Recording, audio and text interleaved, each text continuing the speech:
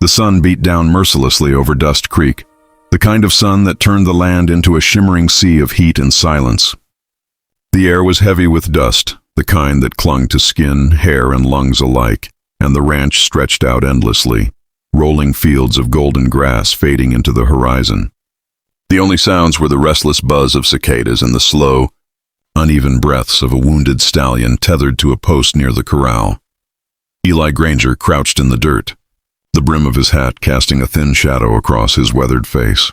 His shirt clung to his back, streaked with sweat and dirt from a morning spent rounding cattle. His hands, strong, scarred, and sure, were pressed against the horse's trembling leg, feeling the slick warmth of blood beneath his fingers. The metal trap that clung to the animal's flesh gleamed dully in the sun, its jagged teeth buried deep. He had seen plenty of wounds before, men and animals both, but this one was bad. The iron had bitten straight to the bone, and every tremor from the stallion's body sent a fresh surge of crimson trickling down. It wasn't just the sight that made Eli's jaw clench. It was the helpless sound the animal made, a low, shuddering cry that tore right through the quiet. "Hold him steady," Eli muttered, his voice rough, almost swallowed by the heat. Clara did as she was told. She stood on the other side of the stallion, her small hands gripping the reins so tightly her knuckles had gone white. Her dress, once clean, once blue, was smeared with dirt and dust from the canyon. Strands of hair had come loose from her braid and stuck to her flushed face, but her green eyes were fixed on the animal, wide and wet with worry. She had ridden all the way from the ravine to fetch Eli when she found the horse caught in the trap. He'd told her not to go down there alone, that the canyons were no place for anyone after dark, but she'd done it anyway. Clara was stubborn like that. Had been ever since her father's death left her alone on the edge of the ranch a year back. Now, kneeling in the dirt beside Eli, her voice trembled. "Wait, we're taking it off?" Eli's eyes flicked to hers. For a moment he didn't answer. The heat shimmered between them, and the silence stretched long enough for her to hear the wind whistle through the dry grass. Then he gave a single slow nod. "Yeah," he said softly, almost to himself. "We're taking it off." The stallion shifted uneasily, its hooves scraping against the packed earth. Its breathing came in sharp bursts, nostrils flaring. Eli reached up, running a steadying hand along its neck, whispering something low and calm. His words weren't meant to be heard, only to remind the horse that it wasn't alone. "Don't let go of those reins, Clara," he warned. "If he kicks, get down low and roll out of the way. You hear me?" She swallowed hard, nodding. "I hear you." Eli took a deep breath and picked up his knife. The blade was old, the handle worn smooth by years of use, but it was sharp. Too sharp, maybe. The reflection of the sun flashed across its edge, momentarily blinding him. He blinked, wiped the sweat from his brow, and leaned closer to the wound. The metal trap had been there a while, hours, maybe longer. The flesh around it was swollen and angry, pulsing faintly with every heartbeat. The stench of blood and rust hung thick in the air. He slid the tip of the blade between the cold iron and the horse's leg, searching for leverage, for the right angle to force the jaws apart. The stallion snorted and jerked its head, muscles quivering in protest. Clara whispered softly, her voice trembling but soothing. "Easy, boy, easy now. He's helping you, that's all." Her words were like a faint song, lost under the heat and dust. Eli worked in silence, sweat dripping from his temples, his jaw tight with focus. His arm muscles flexed as he pushed, the knife straining against the trap's rusted hinges. Then came the sound, a sharp creak, followed by a sudden snap. The jaws of the trap gave way. The horse screamed, a wild, guttural sound that shattered the still air. It reared, powerful muscles surging, nearly pulling Clara off her feet. Eli dropped the knife and lunged forward, grabbing the rope to keep the animal from toppling over. Dust exploded into the air around them, filling their lungs and eyes. "Whoa! Easy!" he shouted, voice hoarse. "It's off. It's done." The stallion stumbled, shaking its head wildly before breaking free from Clara's grip. For a terrifying second, Eli thought it would crash into the fence or trample them both. But the animal caught its footing and bolted instead, limping, staggering, but free. The dust it kicked up drifted slowly back to the ground. Silence followed. Eli sank to his knees, chest heaving. His arms felt like lead, his back ached, and his heartbeat thundered in his ears. He was vaguely aware of Clara calling his name, her footsteps crunching closer, but all he could see was the fading figure of the horse disappearing toward the hills. It was free.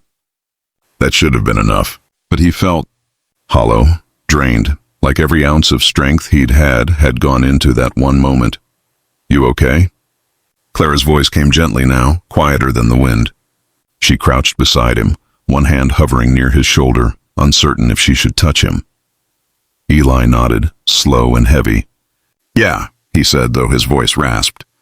"Just took it out of me, that's all." He leaned forward, resting his forearm on his knee, breathing hard. The knife lay in the dirt beside him, streaked with blood and rust. His fingers twitched toward it, then stopped.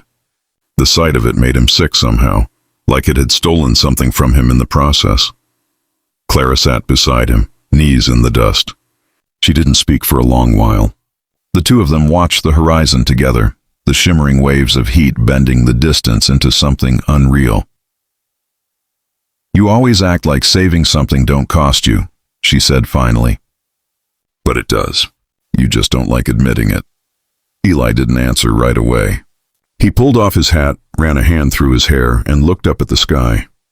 The sun was beginning its slow descent now, its fire softening into gold.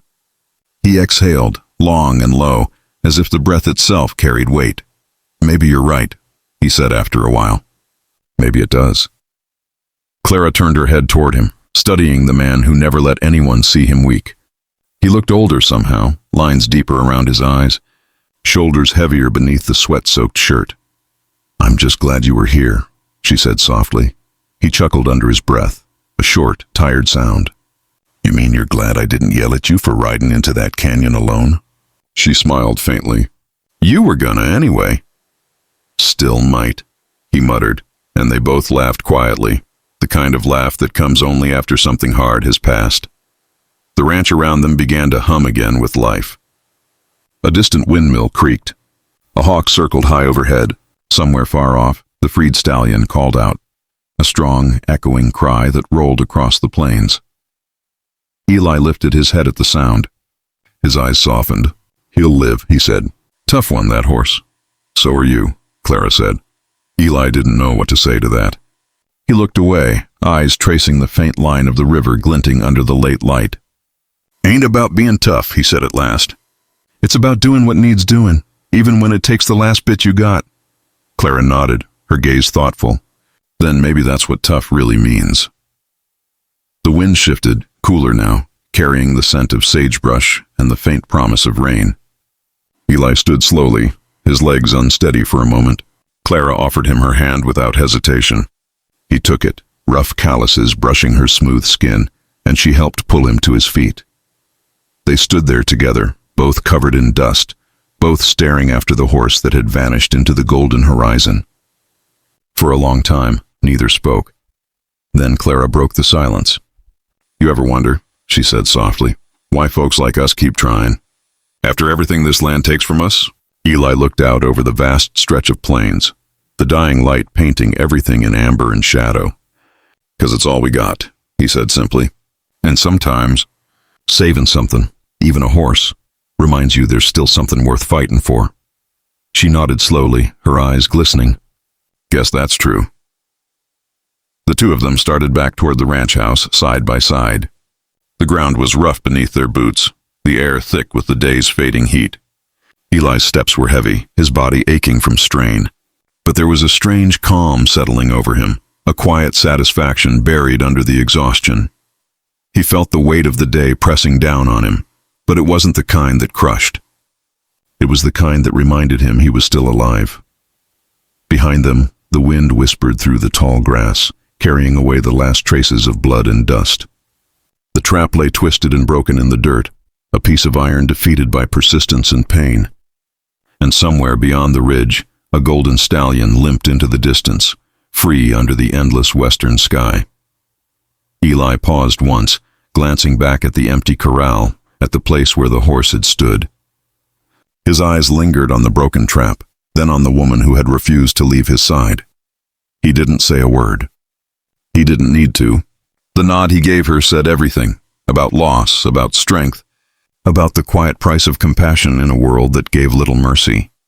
And as the last light of day spilled across the land, Eli Granger, rancher, loner, man of few words, felt utterly drained.